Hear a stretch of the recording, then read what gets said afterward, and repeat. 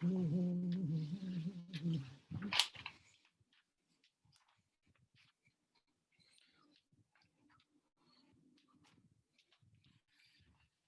is not working. I can't use it in there. The background is terrible.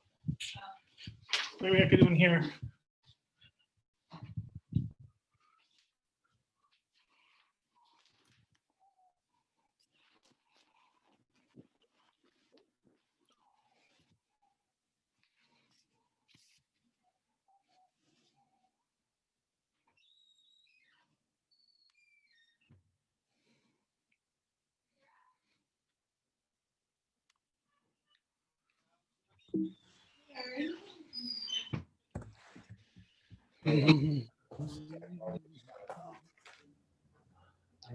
Good evening, all.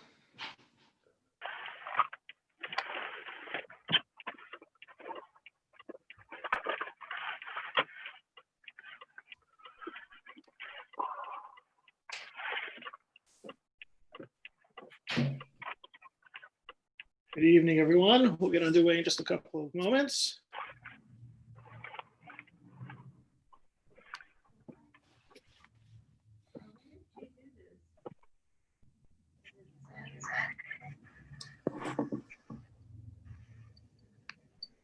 As we get settled, putting into the chat. You know what? This evening sources. I have a good idea, Pam. What? That's it. Listen to me. Come here. Oh, shut up. Listen to me. Send her 2 copies.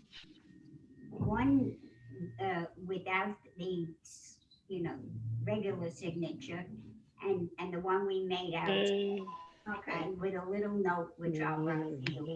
Which one is appropriate? Please use the appropriate one to notarize the letter. Whatever. Okay, so when do you want to do the other one? Someone should be aware that their private conversations being heard. Right now. Should mute themselves. MJ Zoom protocol has us getting in the right 7:05, and we're almost there. All So right.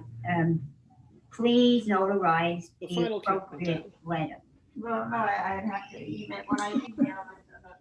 That's an excellent idea. Okay.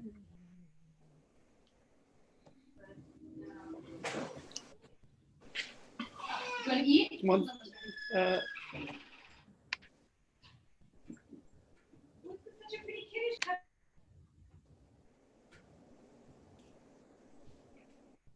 Can't hear you.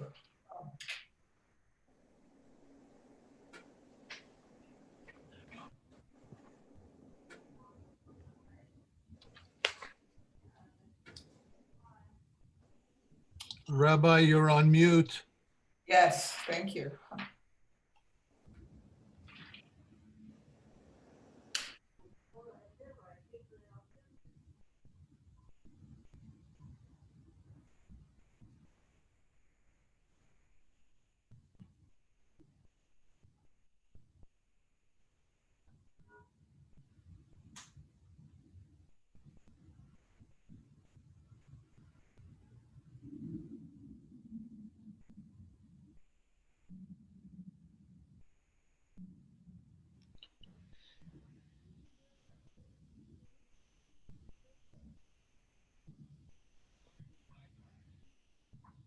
and we are underway.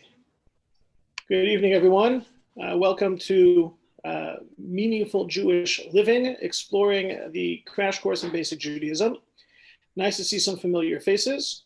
Nice to see some familiar faces from last week, some new faces as well. My name is Rabbi Eli Weinstock, and I will be your guide through basic Judaism. Just a couple of technical reminders.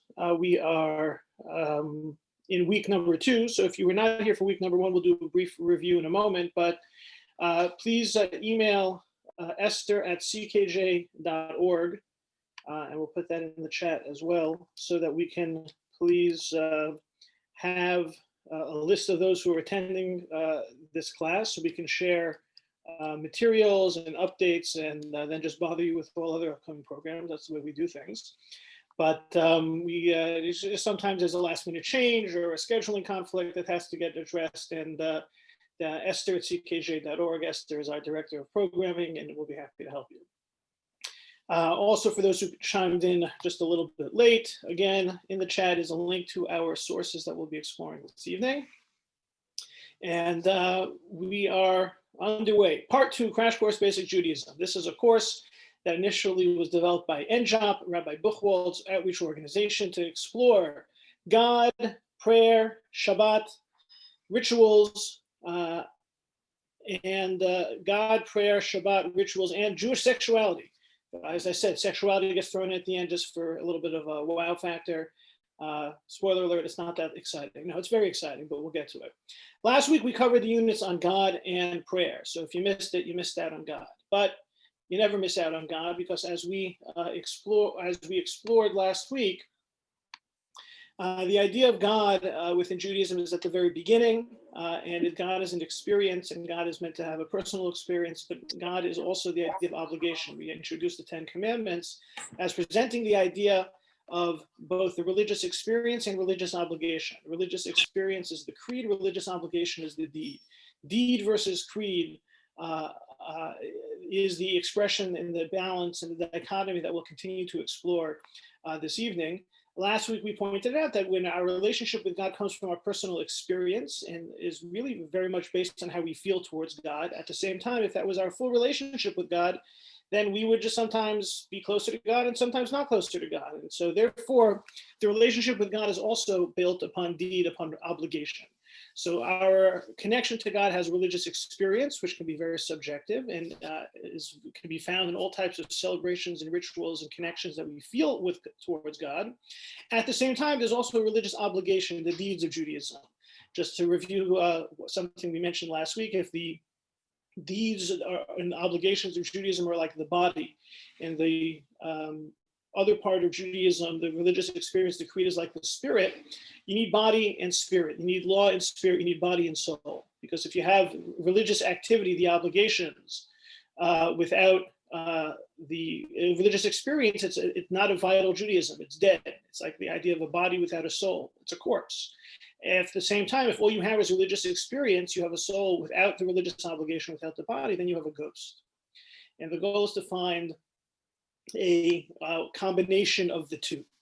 And that's what the ultimate relationship with God is about. And we saw last week that our articulation of this, where we explore this and actually act upon it, is in Jewish prayer. Jewish prayer is meant to be an outpouring of the soul, an outpouring of emotion. At the same time, it's very much an obligation. It's very much a divine service. There's obligations when it comes to Jewish prayer. There's the text, there's the language, there's the setting, there's the laws of the synagogue. There's the fact we do it 3 times a day. And that if we left our connection, our conversation with God up to our own religious experience, it's very possible that it wouldn't be all something that we do all the time. We need the push of the obligation to help complement the religious experience. So God, prayer, the dichotomy of deed and creed, and we're now climbing further up the ladder to talk more about this realm of religious obligation. A religious obligation that's not just about action, but it's really about establishing a full relationship with God. And for that, we turn to rung number 3, which is the rung of Shabbat. On the source sheets that you have, you'll have a couple of sources relating to Shabbat. And really, it's carrying where we began last week. Shabbat is one of the 10 Commandments. And the 10 Commandments are presented in the book of Shemot, Exodus. And you see in that first source, remember the Sabbath day to sanctify it.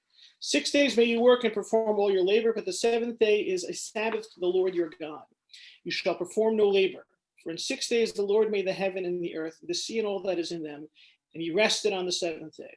Therefore, the Lord blessed the Sabbath day and sanctified it. Right? This is something that we're familiar with. It's one of the 10 Commandments. Sabbath, remember the Sabbath, sanctify it, rest. 6 days God worked, and the 7th day God rested. These are somewhat familiar concepts to us. What might be a little less familiar is that the 10 Commandments are actually mentioned twice in the Torah.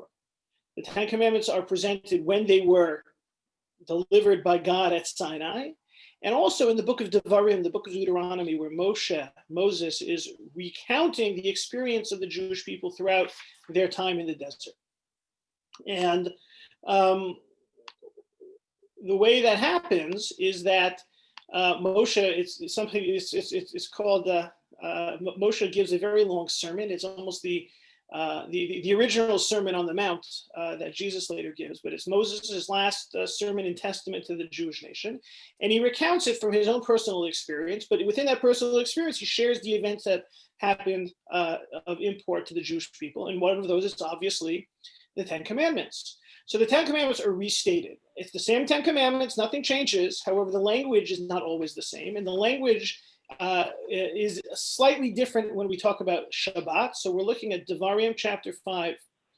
Here we are encountering the Sabbath as keep the Sabbath day to sanctify it, as the Lord your God commanded you. 6 days may you work and perform all your labor, but the seventh day is a Sabbath to the Lord your God. You shall perform no labor. And you shall remember that you were slave in the land of Egypt. The Lord your God took you out of there with a strong hand, with an outstretched arm. Therefore, the Lord your God commanded you to observe the Sabbath day. Okay, so your assignment is in what ways are the commandments different? Is the commandment for Sabbath different in Exodus than it is in Deuteronomy?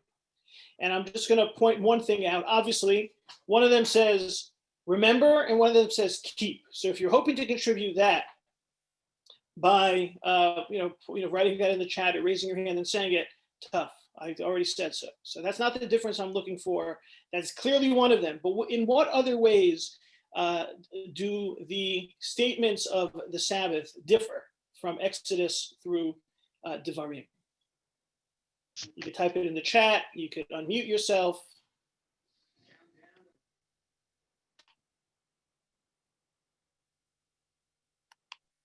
Come on, people, don't be shy. Okay, mention of being a slave in Egypt. There you go. That's only found in the Devarim one. Okay, good. Now we got the ice broken here. So what else? What other differences can we find?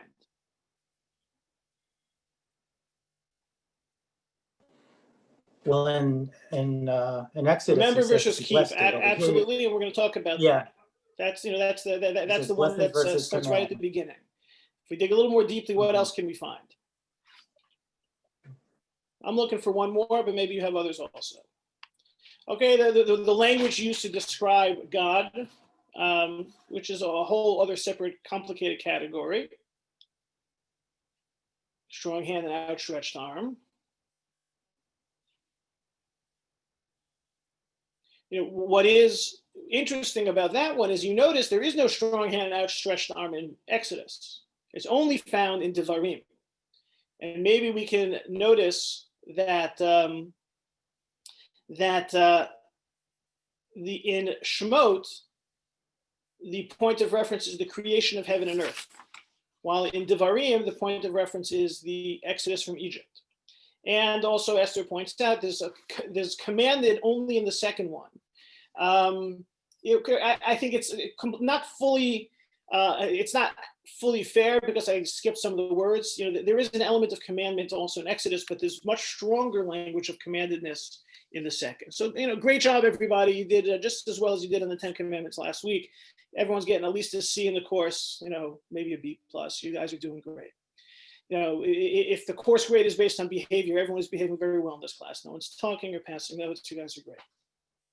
But so if we look at these, just like last week, we started with an exploration of a close read of the first commandment, which introduced us to this idea of God having a personal relationship and a religious experience and religious commandment. We also have that here as well. So let's line the two up together. So Shemot mentions remember. Devarim mentions keep. What's the difference in the activity of remembering versus the activity in keeping? So in effect, and this is how the Jewish tradition understands these verses, remember is one type of Shabbat activity and keep is another. So as an example, I often pose the question this way: what are certain Shabbat activities that would remind you that it's Shabbat?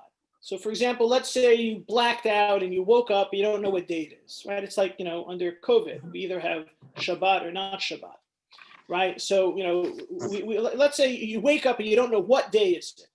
what object, what ritual, what experience could you see that you would then know that the day you're in must be Shabbat? Like, what is a Shabbat symbol that you would not find on any other day of the week, so that you could clarify for yourself that this is in fact the Sabbath? Any thoughts? People davening. People what? People davening. Daphne? People davening. He's saying what's different. Right, you have no idea what day it is, and all of a sudden you wake up, you look around, right? Shabbat candles, right? So not even necessarily the idea of lighting them, specifically at the time of Friday evening, but if you woke up and all of a sudden you see 2 candles lit on the table and fancy candlesticks, that's a sign it's Shabbat. There's certain other telltale signs of Shabbat. For example, challah on the table. You don't have challah on the table during the week. Kiddush cup, waking Kiddush over wine. Maybe some of the songs that are being sung. Right? These are all things that you wouldn't find during the week that all of a sudden you would be able to, if you encounter them, you would wonder, wait, this must be the Sabbath. And I once did this exercise with some students in the Ramah school, and the response that I got was, if everyone's sitting around the table eating dinner together, which is kind of a sad statement as to the contemporary family, but that is sometimes the case. It's the time that all the family comes together. So here we have, these are all religious experiences that help us understand that it's Shabbat. And that's what it means to remember. Remember the Sabbath means to engage in activity that is a reminder to you or is a sign to others that this is the Shabbos day.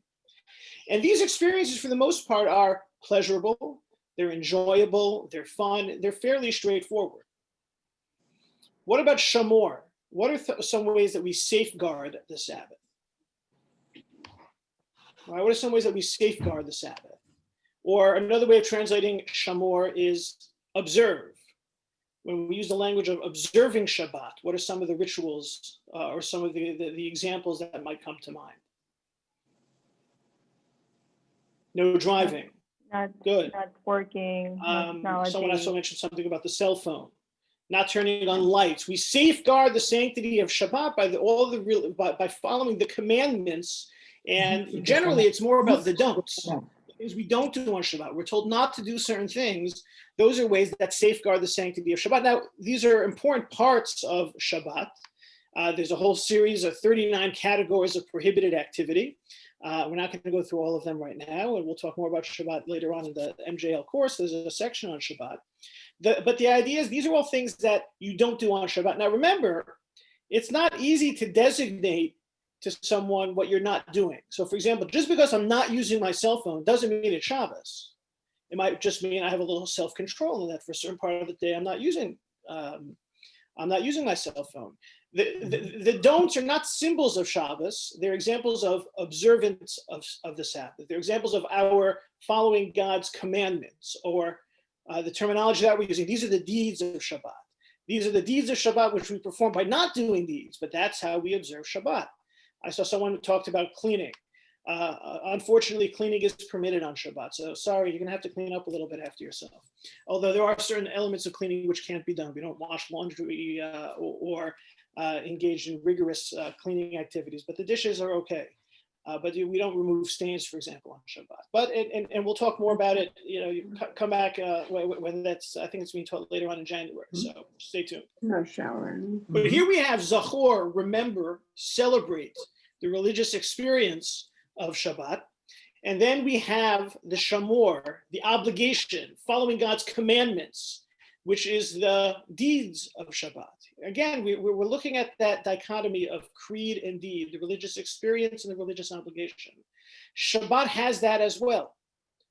And if we look at the rationales provided for Shabbat, the rationale for remember is because God created the heaven and earth in 6 days.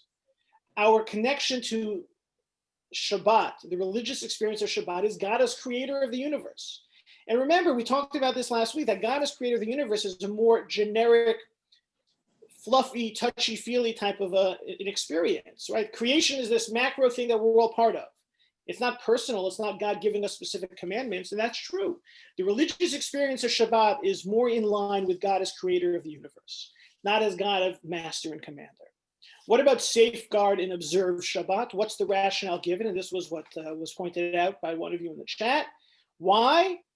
And you have to have a Shabbat, perform no labor. You shall remember that you were a slave in the land of Egypt. Right? Remember last week we were in the house of bondage, and now God is our master and commander. So within the Shabbat, we encounter this idea of celebrating Shabbat and following the rules of Shabbat by the religious experience of that remember and all of those symbols and religious experiences, because we are connected to God as creator, and in a more specific way, safeguard and observe Shabbat because God is our master and commander. And there is a tradition that Zachor and Shamor, the remembrance and the observe, in the words of the Talmud, B'dibur echad, they're all part of one statement.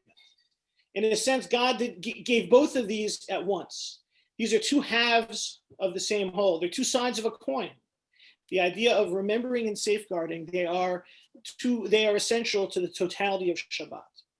And so when we talk about this idea of connecting to God, and we talked about prayer as where we begin to grapple with this and how we have a relationship with God, how we articulate it and how we demonstrate it, Shabbat is the beginning of a furthering that and putting that into practice. One day a week, we have this day of rest, this day of obligation. Now, day of rest sounds a lot better than day of obligation, but we have this experience of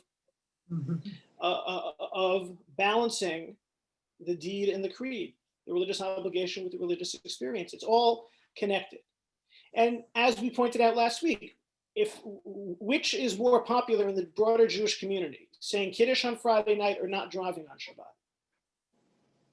Well, the broader Jewish community, many more people are connected to Kiddush than to the don'ts and the not driving and the not cooking and the not spending money or not using electricity and electronics.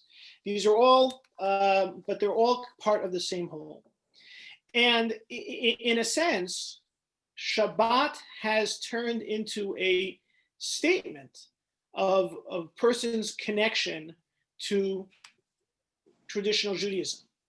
When we talk about an Orthodox Jew, we saw that sometimes synonymous with the term Shomer Shabbos, which literally translates into Sabbath observant. If you use the term Shomer Shabbos, you're generally talking about an Orthodox Jew. Even though someone who observes Shabbat may not keep kosher, may not be generous and charitable, there are all sorts of parts of Judaism that are required for someone to be observant. Someone who's observant tries to be fully observant. Some people aren't, we're not an all or nothing religion, as we'll see in a minute. But Shabbat is viewed as this prototypical ritual because it demonstrates one's acceptance and commitment in following this idea of balancing the religious experience with the religious obligation. Someone who's observing Shabbos gets that Judaism isn't just about the Friday nights and the celebrations, but it's also about the details of not carrying unless there's an enclosure around the place, or not spending money on Shabbat. And look, there are sometimes different loopholes. People carry on Shabbos when there's what's called an Eruv. You can prepay for things in advance. People, or if you have a deal worked out with the coffee vendor on the corner that he'll just give you coffee and you pay once in advance. There are all sorts of different. I don't want to call them loopholes, but these are the details within the details of Shabbat. But someone who's Shomer Shabbos is generally the type of individual who appreciates that it's not only about the Zocher, the remember the Sabbath, the celebrate Shabbos, but it's also about the Shomer, it's about the observe, right? I think in the language that someone put into the chat, command, obligate. Right? These are sometimes, harsher language and involve more effort and more commitment, but both of them together create the Shabbos experience. And the rabbis in the Talmud pick up upon this and demonstrate the one who observes the Sabbath is someone who affirms God's existence. The one who desecrates the Sabbath denies God's existence. They take it into very, sometimes what seem to be zero-sum terms, that it's all about Shabbos. And it's clearly not all about Shabbos. There are plenty of other commandments. But one's involvement in Shabbos, and if one is Sabbath observant to both the celebration and the obligation, this does demonstrate that a person is within this, within this realm of balancing the two together and committed to both. And there's a certain element of faith that's demonstrated by one who fully keeps Shabbos. Shabbos has been, especially in the 20th century, started to become one of the commandments in particular, one's Jewish identity. People were very traditional, but didn't necessarily fully observe Shabbat. And just to give two examples, one was at the turn of the 20th century, especially when there's all this Eastern European immigration into America, right? 2 million Jews between 1880 and 1920. One of the main challenges was that Saturday was a regular day, right? America hadn't really shifted to a 5-day work week. And very often you had to work Saturday. Sunday, that's the Christian Sabbath, everything was closed, but you had to work on Saturday. And many a Jew was told on Friday, when they expected to be able to hopefully ask for Saturday off, come in on Saturday or don't come back on Monday. And this was a major challenge. And this led many people to say, look, my choice is my livelihood or religion. How am I going to eat? How am I going to feed my family? I'm not minimizing the challenge or the choice that people made. But we begin to see the beginnings of people starting to, in large numbers, recognize, okay, we can't keep Shabbos the way we want. In fact, this was a time when we first encountered what was called the Hashkama service. Hashkama means to wake up. It refers to the early morning service. Many synagogues said, look, we're celebrating Shabbos, we're more relaxed. We don't have to pray at 7 a.m. We can pray at 9 a.m. Somehow that became one of the standard service start times, right? But if you have to go to work, you can't pray at 9 a.m. So some of the people were very traditional. They were making this decision to work on Shabbat with great feelings of guilt. So what they would do is they would go to services at 7 and then open up the office or open up the store at 9 o'clock. That was there was still a great feeling of connection, but the reality was that this wasn't working.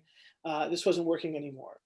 So that's one. The other is that as Jews became more Americanized and moved out of the central, first settlement areas of large, dense Jewish living and moved out to the suburbs, how do you get to shul on Shabbos? You can't walk to shul anymore. And you're living in the suburbs, the rise of the preponderance of automobiles, driving on Shabbos. And that was something that really impacted Judaism, the face of Judaism. Orthodox Judaism would never condone driving on Shabbos. Now, no one necessarily asks how you get to shul, but Orthodox Judaism is saying you have to walk on Shabbos. Plenty of people didn't. There are many synagogues, even some in America today, that have open parking lots of Orthodox synagogues. They're not asking people who's using it. They're not going to park your car with the valet or anything, but they're not going to ask questions. Conservative movement in the 1950s came out with a solution. They found a way to legally allow people to drive to shul on Shabbos.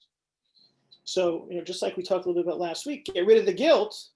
Everyone breathes a little bit easier now. It's okay to drive on Shabbos. Now, what also happens is once it's okay to drive on Shabbos to shul, what then happens? People start driving everywhere and the standards begin to slip and there's less and less observance of Shabbos.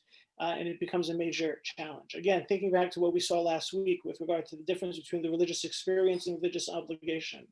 The less compelling, the less emphasis is placed on the obligation, the more you give into what people need to observe in their own ways, the harder it is to maintain that level of tradition.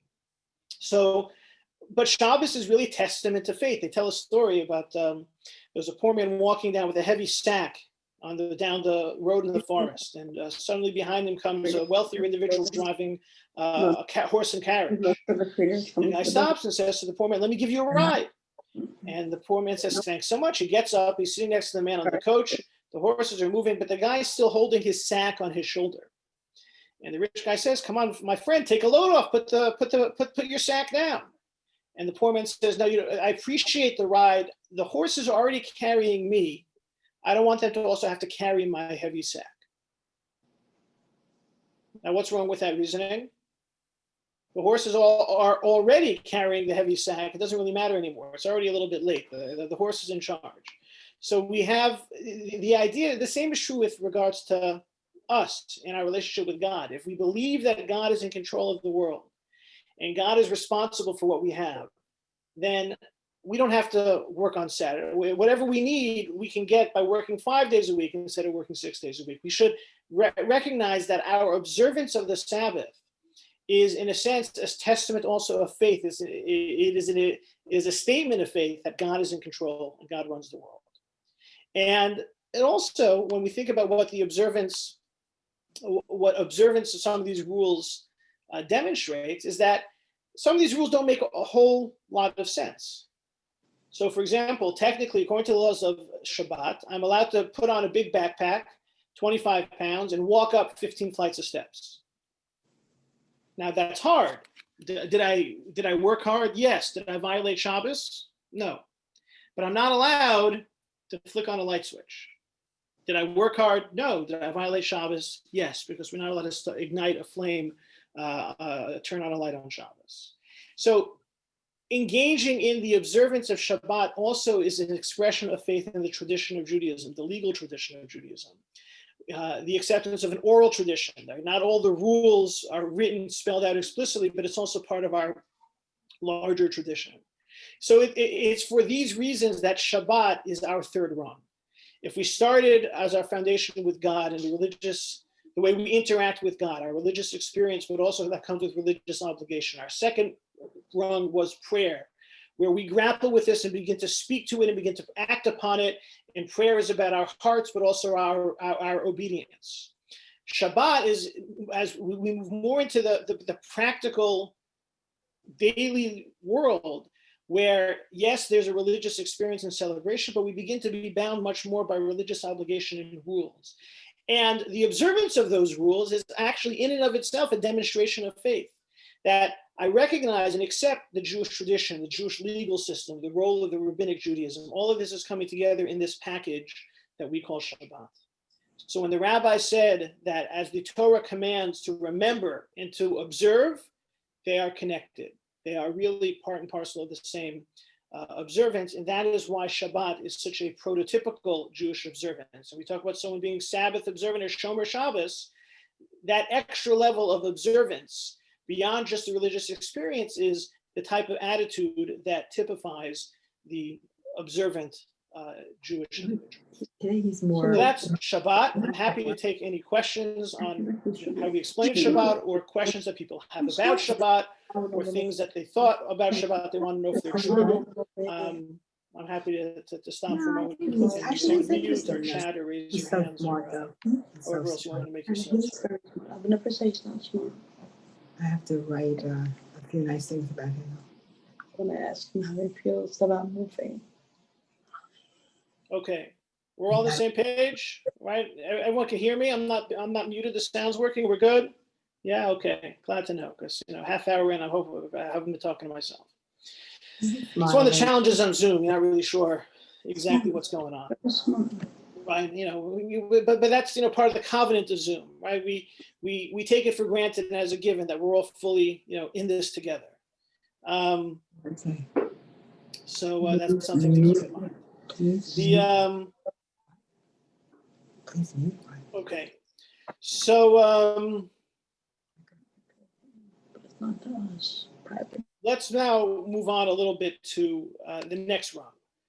The next rung is that we take this experience, this conversation that we're having with Shabbat, and we take this experience to Shabbat and we bring it to the system of ritual observance as a whole. That, again, like we said last week, like we've been saying tonight, there's this balance between the religious experience and religious obligation. And that our commitment to Judaism in its fullest form can be found in this prototypical mitzvah of Shabbat. At the same time, there's a system of observance as well. And the system of observance in the role that it plays can be understood with the story that we read in the weekly Torah portion a few weeks ago. That's at the very beginning. You see on the source sheet, there's mention of the Jewish rituals, and it mentions from Bereshit, Genesis chapter 4. So this is after the creation of the world, Adam and Eve. We know that story. Now man knew his wife Eve, and she conceived and bore Cain, and she said, I've acquired a man with the Lord, right? Human beings are doing as God did and bringing life into this world. And she continued to bear his brother Abel, and Abel was the shepherd of flocks, and Cain was the tiller of the soil. Cain and Abel, you know where this is going. Now it came to pass at the end of the days that Cain brought of the fruit of the soil an offering to the Lord, and Abel also brought of the firstborn of his flocks of their fattest. The Lord turned to Abel to his offering, but to Cain, to his offering, he did not turn. And it annoyed Cain exceedingly, and his countenance fell. Lord said to Cain, why are you annoyed? Why is your countenance fallen? Is it not so that if you improve, you'll be forgiven? If you don't improve, however, the sin is lying at your feet, but you can still rule over it. And Cain spoke to Abel, his brother, and it came to pass when they were in the field that Cain rose up against Abel, his brother, and slew him. And the Lord said to Cain, where's Abel, your brother? He said, I don't know. Am I my brother's keeper? And he said, what have you done? Your brother's blood cries out to me from the earth, and now you're cursed even more than the ground, which opened its mouth to take your brother's blood from your head. So, story of Cain and Abel, we know Cain kills Abel. But let's unpack this a little bit, dig a little bit more deeply. Cain is the firstborn, Abel's number 2. Cain's profession, what does he choose to involve himself in? Agriculture. Abel is a shepherd. Now, which of these two is a more creative endeavor? Right, I got 2 choices here. Just, shout out one or the other. Farming. Farmer or shepherd? Farmer. Farmer. Farming. Farmer. All right, so let's just say some of you might be thinking shepherd, right? It's like, he's an executive. He's managing objects. In effect, though, a farmer is growing things from the ground. He's bringing forth life. A farmer is much more creative. You could say, being the shepherd is sort of like, being in finance. You're moving things around and stuff like that. It's not, might be profitable, but it's, you're not getting your hands dirty creating things. So Cain was a creative individual. Whose idea was it? Whose idea was it to bring an offering? It was Cain's idea. Cain was the innovator. Cain was creative. Cain was down and dirty in the growing things. Cain brought an object. Abel actually did well because to use a Yiddish expression, he ausgebessert it. He made it better. Cain had the idea, but Abel was able to actualize and make it work successfully. Cain, the raw materials are there, but the finished product isn't. And Cain deserves credit for the creativity and the initiative, but not fully. As God points out, you're this close, you can bridge the gap. And if you don't bridge the gap, it's your own fault. If we look at the descendants of Cain, and that's in the next selection of verses from a little bit later in the chapter, when Cain knew his wife and she conceived and bore Enoch, and he was building a city, and he called the city after the name of his son Enoch. And Erod was born to Enoch, and Erod begot Mahujael begot Methusael begot Lamech, and Lamech took himself 2 wives. One was Ada, the other was Selah. Ada was Javal. He was the father of those who dwell in tents and have cattle.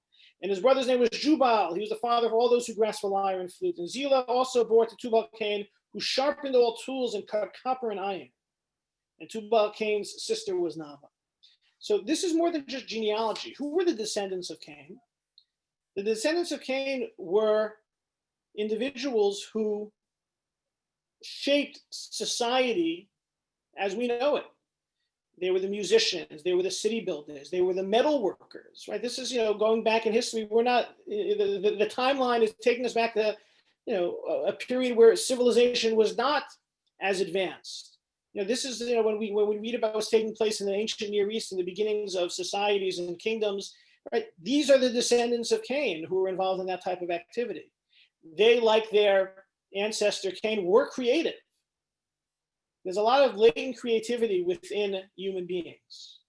However, like Cain was missing that implementation, that ability to bridge the gap, that latent creativity can be promised unfulfilled. It can go in a negative direction, even in the negative direction of murder without proper channeling.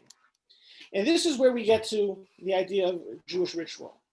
Jewish ritual, Torah. Torah literally means instruction. Judaism provides instruction how human beings, how Jews can optimize, can actualize their fullest potential. And that's what Judaism is meant to do. The system of ritual observance contains some things which make a lot of sense. Right? The laws of charity make a lot of sense. The laws of respecting our elders make a lot of sense. That's part of Judaism. But it also contains opportunities that are there to bring out some of our potential to be more actualized. So, for example, blessings. Saying a blessing before and after we eat is on some foundational level just saying please and thank you. But in an era when common courtesy isn't what it used to be, having that moment of opportunity to encounter our Creator and recognize what we have is a very helpful tool. The laws of Shabbat, as we were talking about before, they provide us with this opportunity to develop a relationship with God, but also actualize our potential. Laws of kosher. Laws of kosher are a reminder that you can't just put anything you want into your mouth. You have to, what goes into our mouths are important. It teaches there's a modicum of self-control. Right? With regards to kosher, there's also a certain element of identity, someone who's concerned about always eating kosher. So for example, if someone's attending a business lunch and orders the kosher meal, right? That person will be reminded of their Jewishness, and that it's a statement of who ordered the kosher meal. You have to raise your hand and stand and be counted. There's a certain element of Jewish ritual being there to strengthen Jewish identity. Some of the rituals are there to get us to connect to God. Some of the rituals, some of the rules don't have reasons. They're obligations without a reason, because those are there to give us an insight into the transcendence that exists in this universe. Not everything is there for us to understand on our own. Certain things don't have an explanation. Certain things are mysterious. Certain things are sublime. So the Jewish system of ritual is there to channel the potential that was latent in humanity, that Cain had, that Cain initiated. Cain was creative, but Cain failed. The offspring of Cain, very creative, but until you get to Noah and monotheism and Abraham, it's that relationship with God and how it's expressed within Judaism with Torah and commandments and the system of ritual, which are there to provide a certain channeling to optimizing who we are and fulfilling our mission. And sometimes we can see that when ritual observance is instilled and practiced properly, it works. I sometimes give the example of a person who was shopping in the supermarket and noticed that there was a lady whose son was crying. I want the cookie, I want the cookie, I want the cookie. And the lady said to the child, I'm sorry, the cookie's not kosher. And the child went, but calmed down. And the man was surprised because the cookies were kosher. He kept kosher, he knew the cookies were kosher. So he said to the woman, ma'am, your child was crying, wants the cookies. You said they're not kosher. They are kosher. And the woman says, no, you don't understand. I'm not Jewish. I don't know the laws of kosher, but I have a colleague who's Jewish, and we were once out and the kids really wanted something, and the mom said it's not kosher, and they all settled down. So I decided that my kid, we're going to play with kosher also.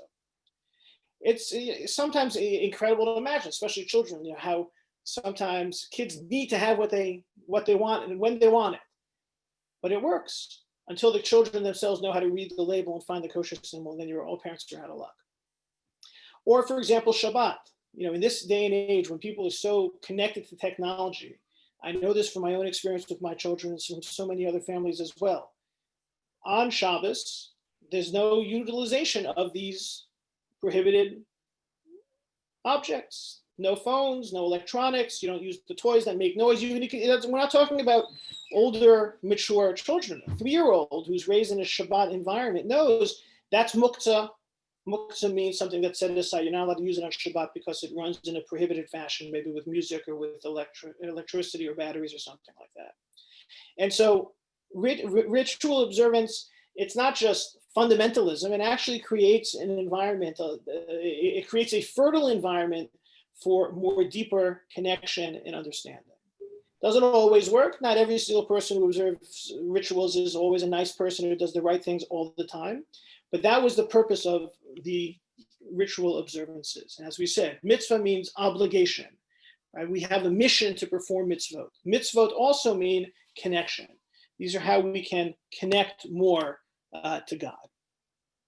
And that is the system of ritual. And that's why Jews have rituals that govern all areas of life. What goes into our mouths with kosher, what goes out of our mouths, not speaking evil and gossip against other people, how we dress, what we wear, what we're allowed to wear, certain types of clothing that mixes wool and linen we're not allowed to wear.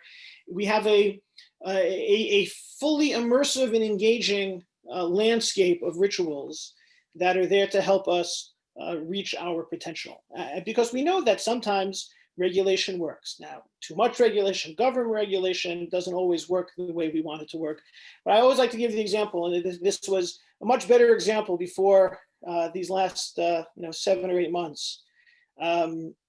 you think about the quality of life in New York City, which, we read a lot about, and, where how things are not necessarily heading in the right direction these days.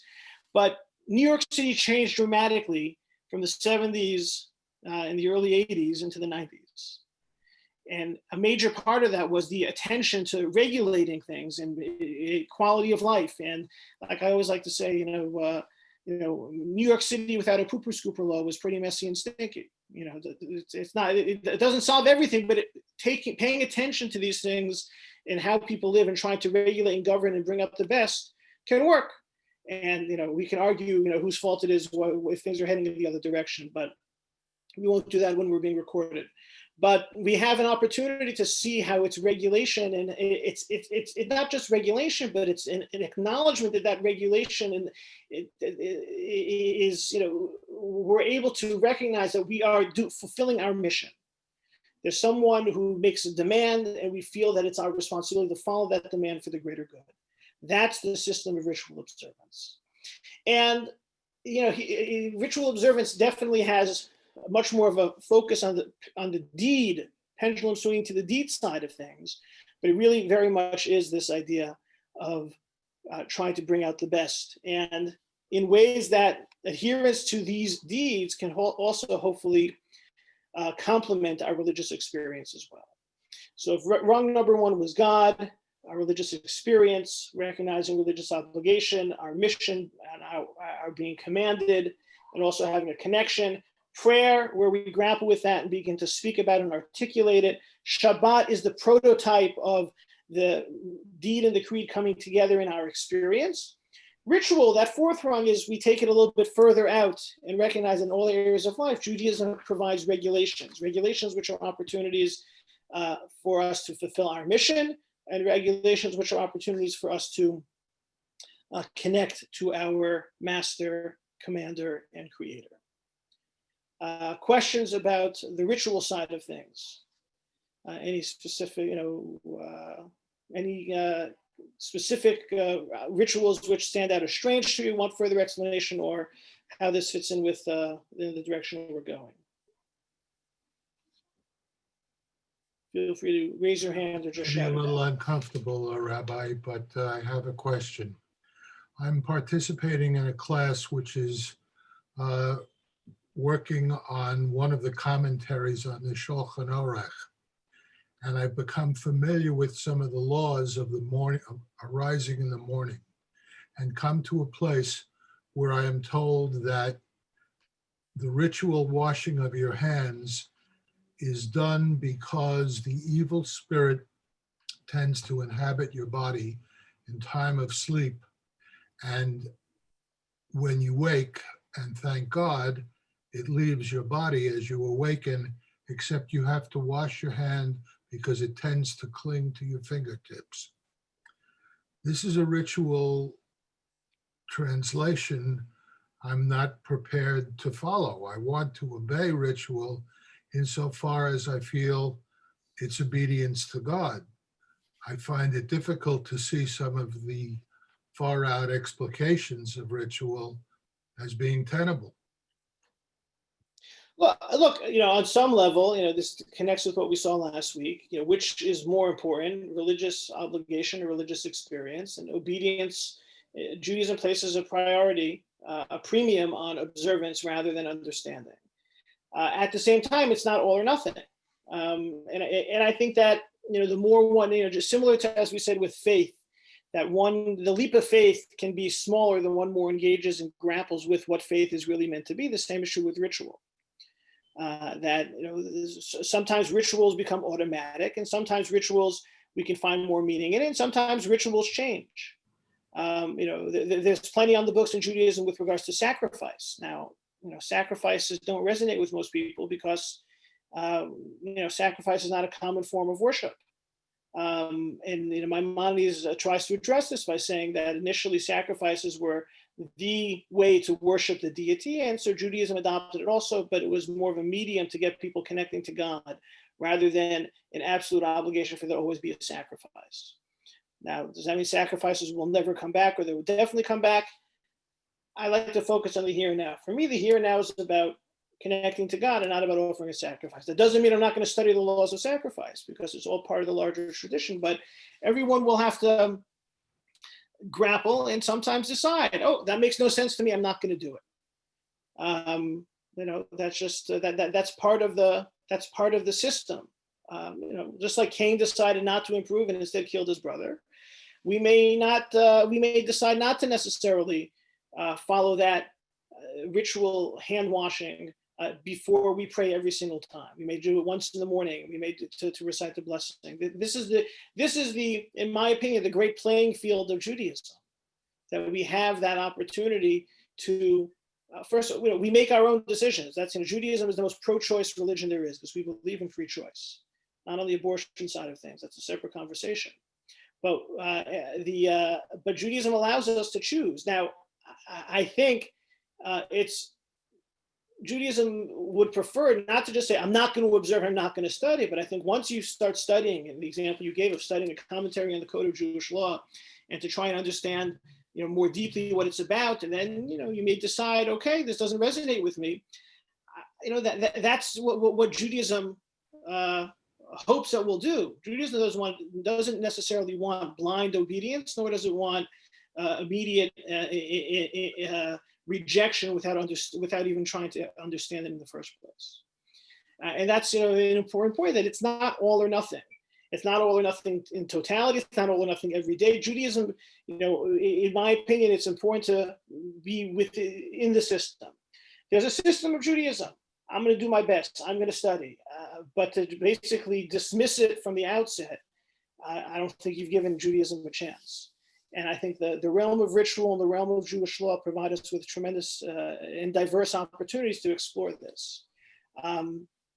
Some people talk about, what kind of Judaism is needed.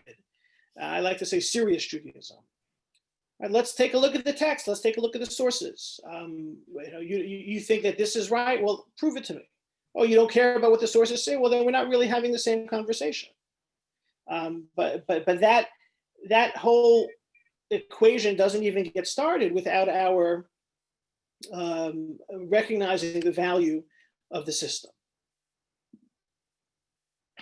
So again, any other questions? I may not have heard some people who had a question before because my volume was too low, but if any other ones, otherwise we will climb to the top of the ladder. And again, if anyone has further questions, feel free to reach out or into the chat or anything like that. And certainly everyone is welcome to be in touch with me via email. I'll put my email into the chat as well. So the last rung on the ladder is what the end job course called sexuality. And you can look at the sources separately. It's really the story of Adam and Eve, and Adam and Eve's relationship and the creation of Eve from Adam. Because what essentially you have is that Adam, the creation of Eve emerged when Adam gave of himself. Adam's rib creates Eve. And the relationship they have is one of intimacy. And the verb that's used in Hebrew for intimacy is the same verb for knowledge. In Hebrew, it's Adam yada et Chava. Adam knew Eve. And that's how you hear people say tongue in cheek, oh, they know each other in the biblical sense, right? There's this idea that the Torah describes Adam and Eve, understands Adam's, it basically, in a word, what the Torah presents in Genesis and the relationship between Adam and Eve is it presents the prototypical relationship. That prototypical relationship is built on a couple of factors. One, giving. There is no Eve without Adam giving of himself. Generosity is key. Looking beyond oneself towards the needs of the other is essential. And the other piece of that relationship is that the relationship is built on yediyah, is built on knowledge, it's built on intimacy. It's not meant to be built on superficiality. That a relationship that Judaism expects, demands, encourages that human beings not only be interested in themselves. And the biblical narrative presents. Adam is alone, and Adam needs Eve, and Adam has to have a partner, and the man and woman are there to procreate and populate the world, all true and all necessary. But at the core, Adam and Eve's relationship is built upon a certain existential loneliness that the individual feels, and that the solution to that loneliness is not superficial, it's something that's more essential, something that's more intimate. So we are presented with Eve is created out of Adam's donation of a part of himself, and Adam giving that over is what facilitates the possibility of a relationship, and that relationship is consummated with yidiyah, with something intimate. And technically it's Adam and woman, and they go to, the sexual relationship leads to procreation, and the world goes forward. And that's 100% true.